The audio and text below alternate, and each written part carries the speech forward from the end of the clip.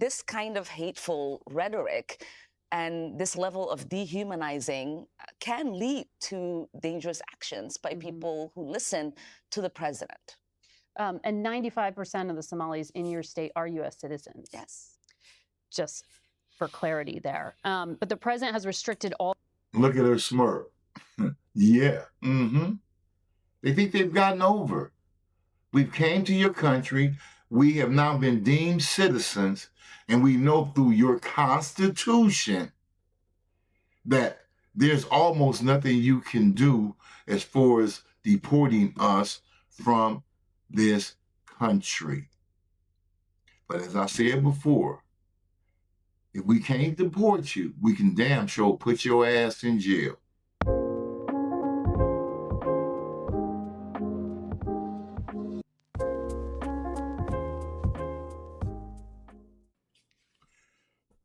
Welcome to the TMYK show. I am Mike, your host, better known as Mo. This is where you get the truth uncut.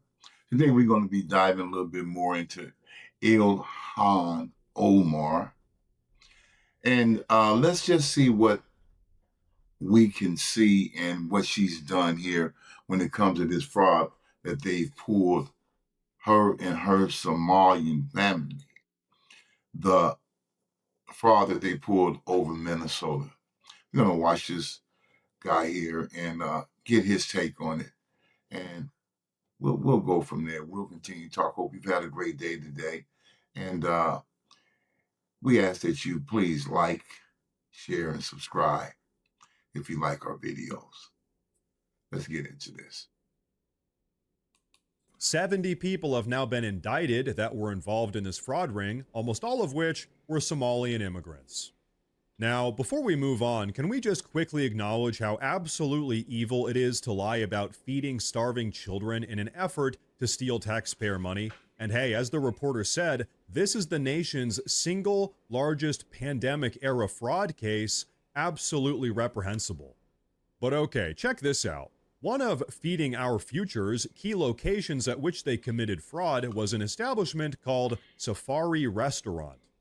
In fact, during the pandemic, Safari Restaurant alone claimed to have fed over 3.9 million individual children, despite there only being 1.3 million children. Starting off, you fed 3 million, there's only 1 million. Wow. Let's see how involved she was in this operation. This is actually one of the ways that this entire fraud ring was actually exposed. Not only were these people evil, but they were also incredibly stupid. And folks, speaking of stupid, this is where Ilhan Omar comes in. Take a look at this.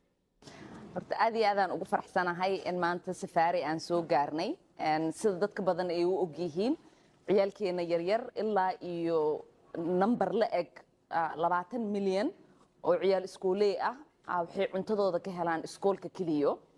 Wow, what a disgusting language. But anyway, yeah, that was talking to her people, promoting this scam and claiming they're going to feed about 20 million, maybe 20 million servings, but it's only 1 million children. And it's all 1 million truly a part of the program. This scam.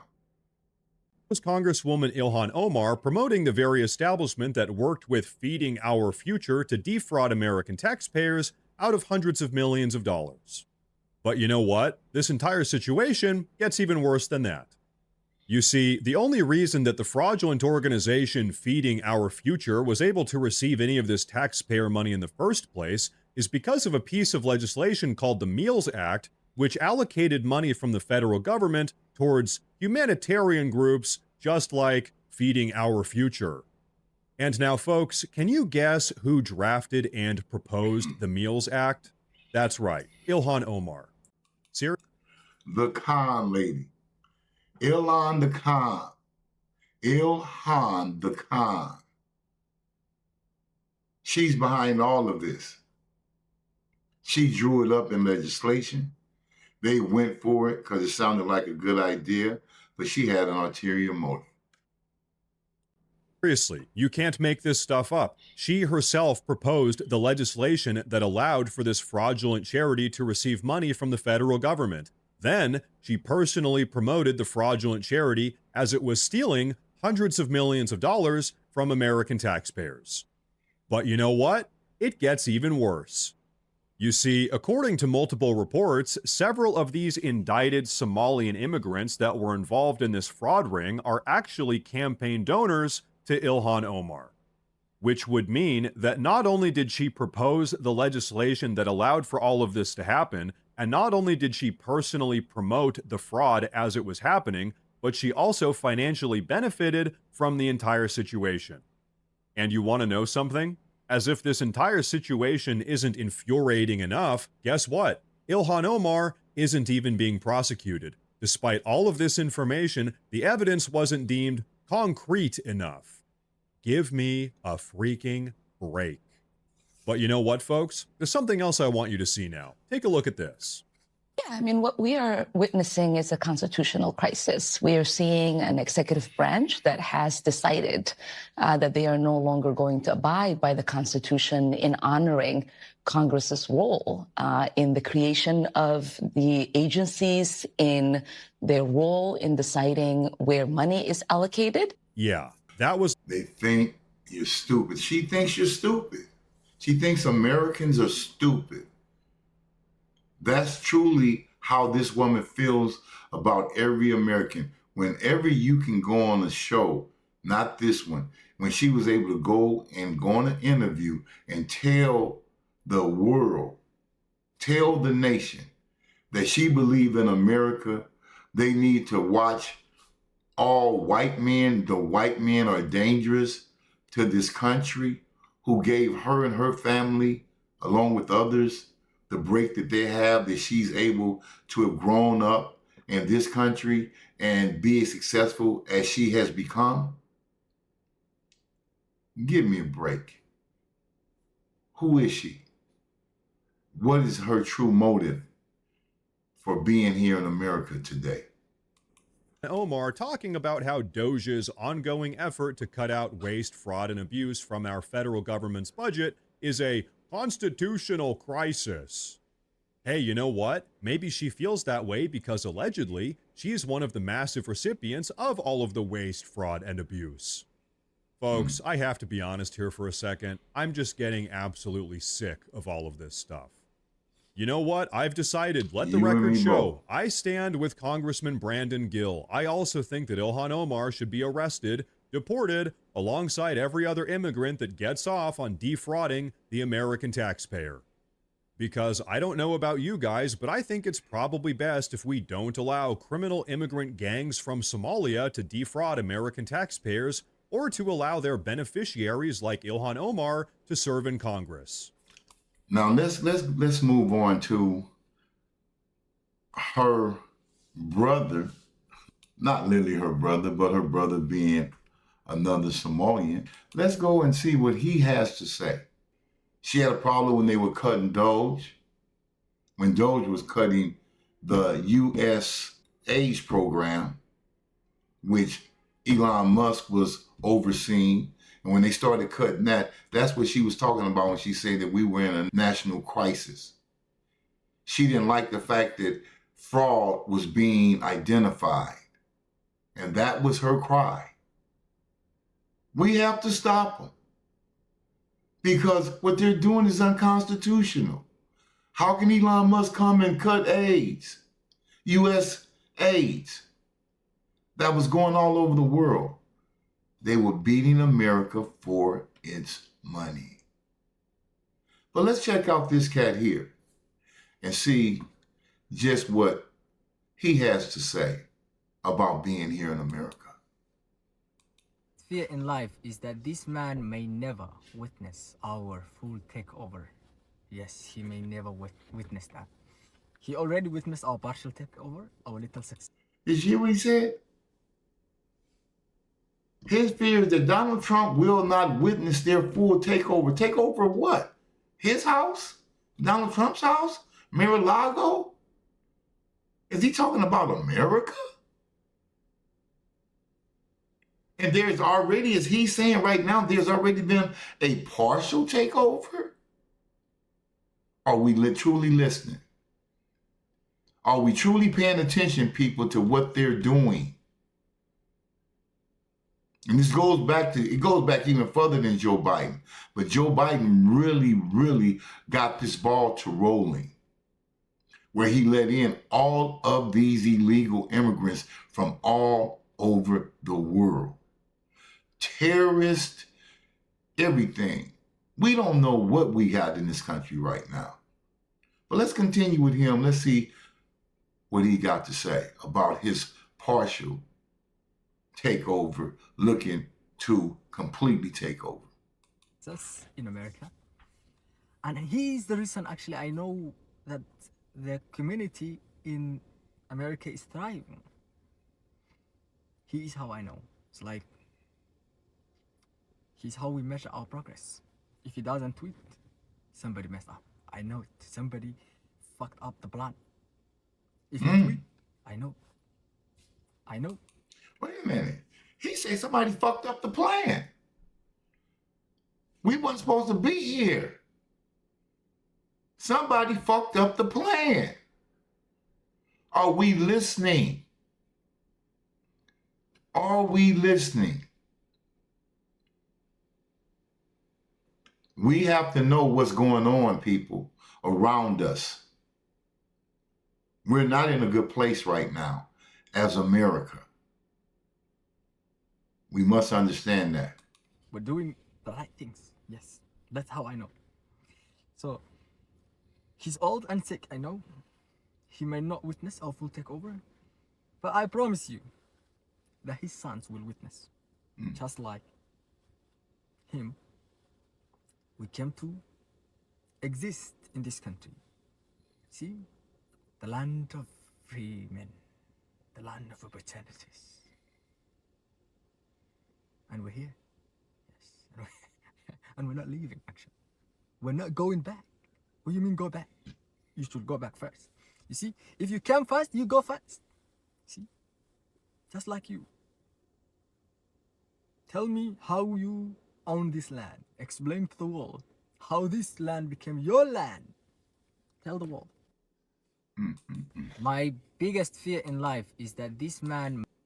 Wow. He literally said to Americans, how is this your land? He's telling you that this land is up for anybody who can take it over. And how many others think like that? How many others think like that? We got to wake up, people. That's why I'm here giving you the truth uncut. Bringing things to your mind to really pay attention to. That's what I'm here for. So let's just wrap it up with her in one of her last interviews on Face the Nation. Let's go and see how she answers the question about this scam, the fraud that's taking place in Minnesota. Let's go over here and check it out. And we're joined now by Minnesota Democratic Congresswoman Ilhan Omar. Welcome to the program. Thank you. We have a lot to get to with you, but I want to pick up on where the Treasury Secretary just left off. He alleged that people who were tied to you or your campaign were involved in this broad, brazen scheme to rip off the Minnesota state welfare system. Do you want to respond to that? Do you know what he is referring to? I really don't, and I don't think the secretary himself understands what he's referring to. We obviously had people who were able to donate to... Just smug. I don't think he even know what he's talking about. Wow. But she's talking to America and abroad. I want you to understand, she's talking to you and she's believing that you're believing everything that come out of her mouth. Don't listen to him, listen to me. I'm the one who has the truth for you. Nobody else, unless they're saying what I'm saying. That's what she's telling you. Our campaign that were involved, we sent that money back a couple years ago. And actually, I was one of the first members of Congress to send a letter to the Secretary of Eg asking them to look into what I thought was a reprehensible fraud that was occurring within the program. So this was, just for our audience, the Biden-era Justice Department called it the largest COVID fraud scheme in the country. And this was pocketing COVID-era welfare funds, more than $1 billion in taxpayer money. And yeah, she said she was the first. I haven't did my research on that, and I will. I want to see when she sent it in, who she sent it to, and I bet you probably was doing Biden's term is when she sent that in. I bet you it was doing Biden's term. But if it wasn't, it had to be doing Trump's first term. Because this has been going on for years. This didn't just start since Donald Trump's been in office. This has been going on. They've taken multi-billions, not just one, multi. I've heard reports that say they believe that they have frauded the government out of as much as $8 billion between the food and the autism of children. There's a lot of things going on here. Let's continue. That was stolen. It was pretty shocking.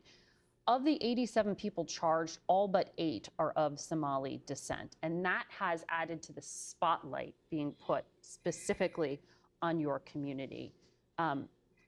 Why do you think this fraud was allowed to get so widespread?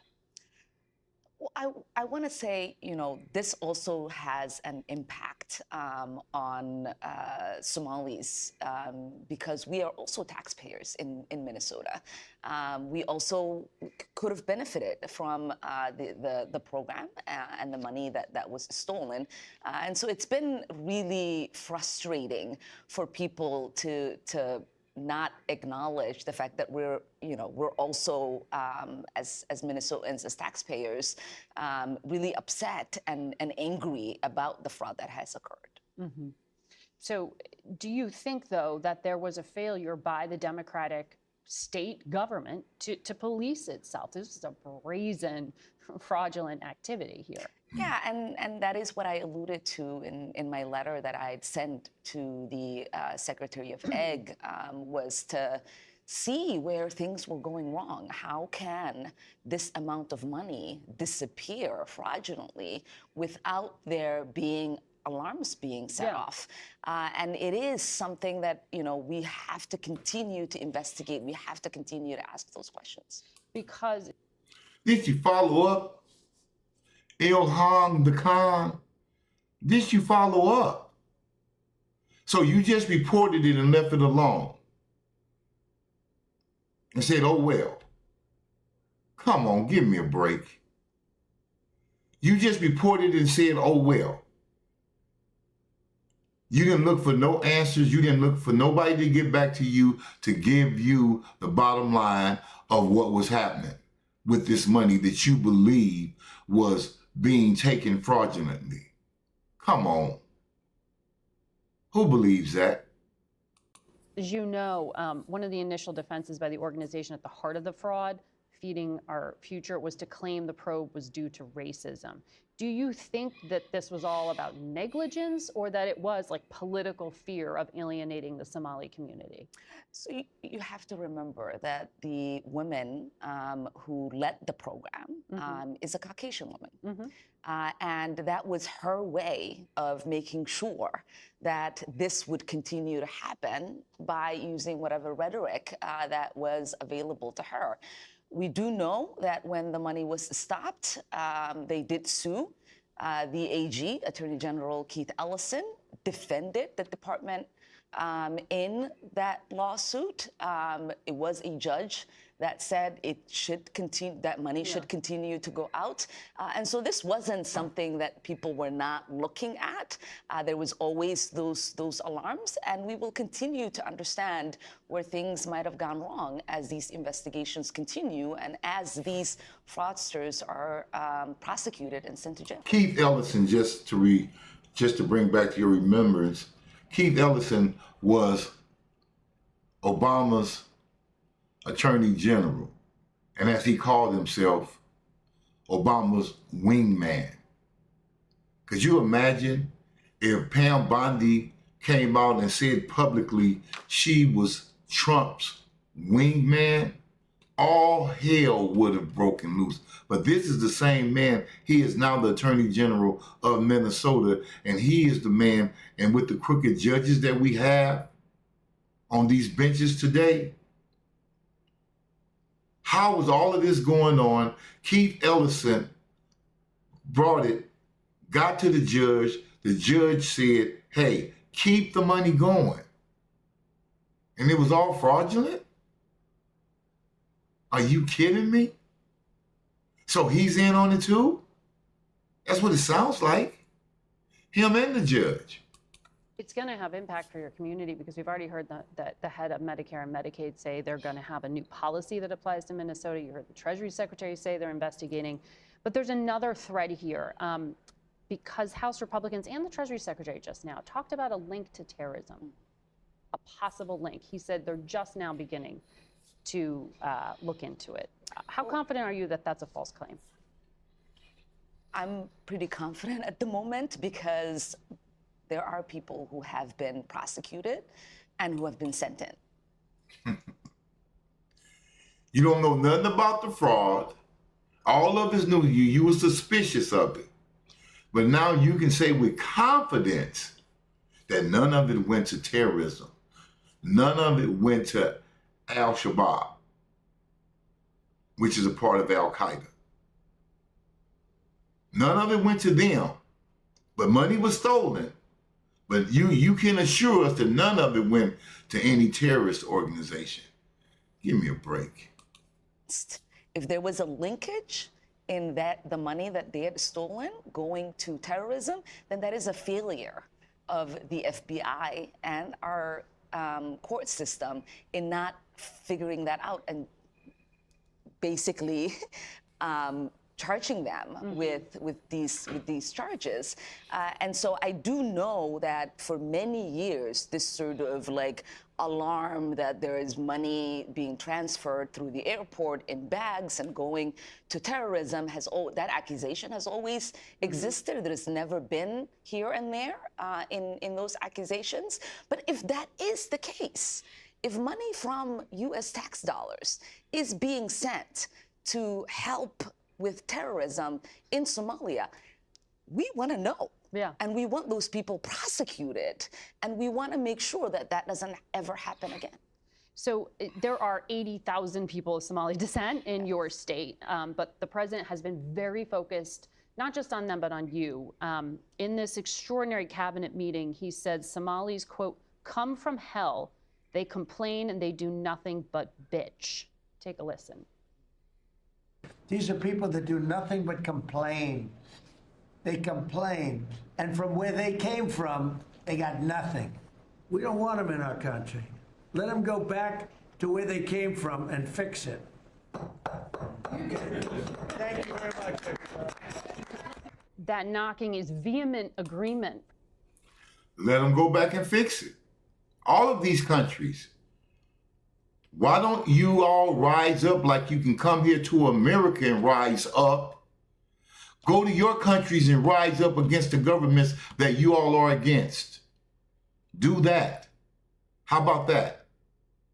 Go to the countries which you all are angry with the governments. Rise up like you're trying to do here in America and take over your countries. Get your countries to act and treat you the way you wish to be treated, the way America treats you. Because you all are coming here to this tore up land.